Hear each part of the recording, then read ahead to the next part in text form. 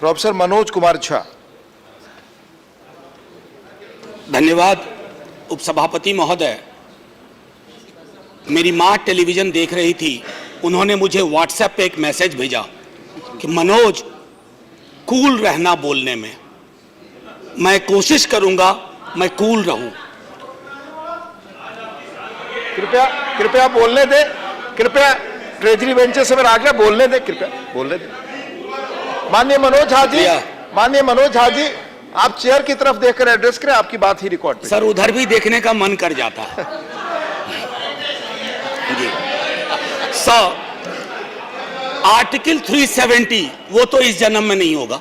Article 370 को लेकर के जो चीजें हुई हैं सर, मैं उसके पक्ष में कतई नहीं खड़ा हो सकता sir.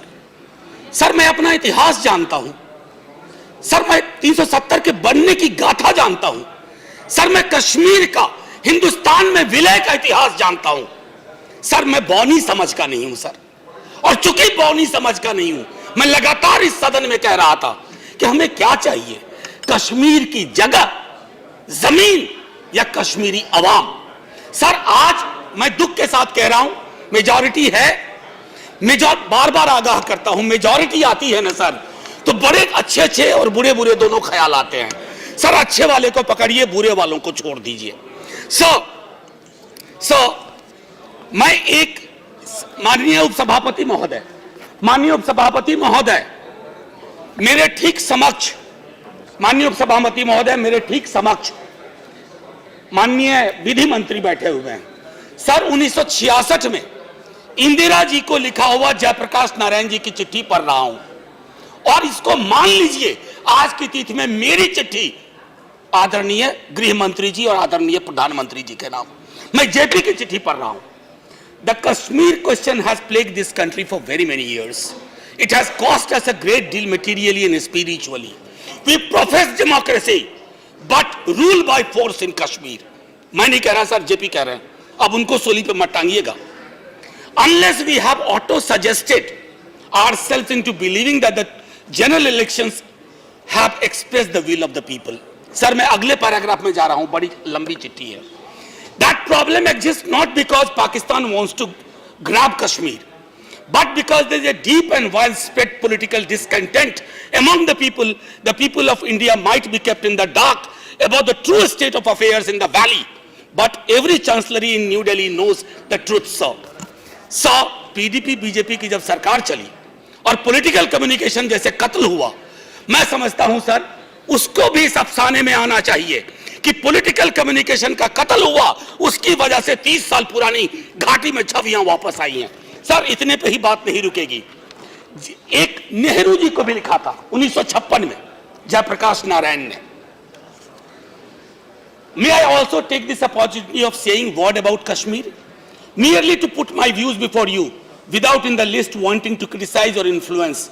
What I have learnt, there is a widespread discontent in the valley. All men have to live upon this earth as brothers, irrespective of what national frontiers divide them. World peace is possible upon no other hypothesis. Sir, I believe JP के चाहने वाले और follow करने वाले कुछ लोग उधर भी हैं। क्या हम उस दृष्टिकोण से नहीं सोच सकते? हमारा पूरा दृष्टिकोण है कि इस नैरेटिव को चलाओ। आज ये चलाया जा रहा है कि जो हम विरोध में हैं, हम आपके संवैधानिक मान्यताओं की कमी के विरोध में हैं, हम कॉन्स्टिट्यूशनल हिस्ट्री के ब्रूटल मर्डर के खिलाफ हैं।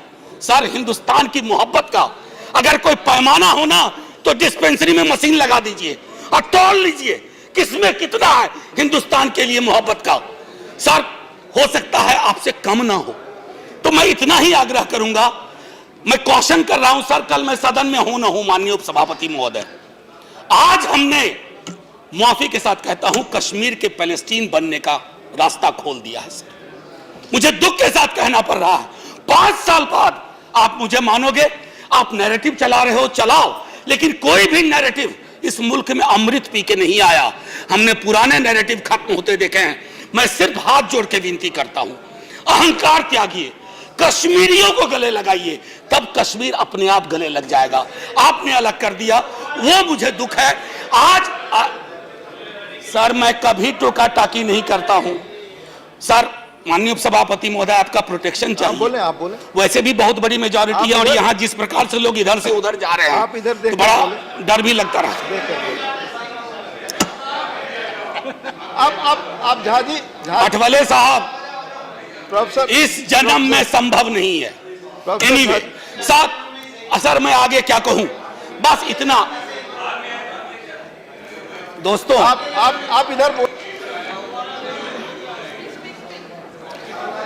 आप अपनी बात कंक्लूड सर मैं कंक्लूड ही, आप चेयर को देकर संबोधित करें, आप ही की बात रिकॉर्ड पे जाए। मैं अगर आपको कह रहा हूं कि अगर दिन ऐतिहासिक है तो ऐतिहासिक दृष्टि भी होनी चाहिए ना, सुनने की संवेदना भी होनी चाहिए, क्योंकि आज इतिहास दर्ज कर रहा है सर। आज हो सकता है हम में से कुछ को फिक्टिशियसली विलेन बना के पेश किया जाए, लेकिन मैं इस बात को आपके सामने दावे के साथ कहता हूं, 5 साल बाद जेपी की यह चिट्ठी पढ़ी जाएगी और कहा जाएगा कि सदन में कुछ लोग थे जिन्होंने अपनी सरकार को आगाह किया। जय हिंद सर। धन्यवाद।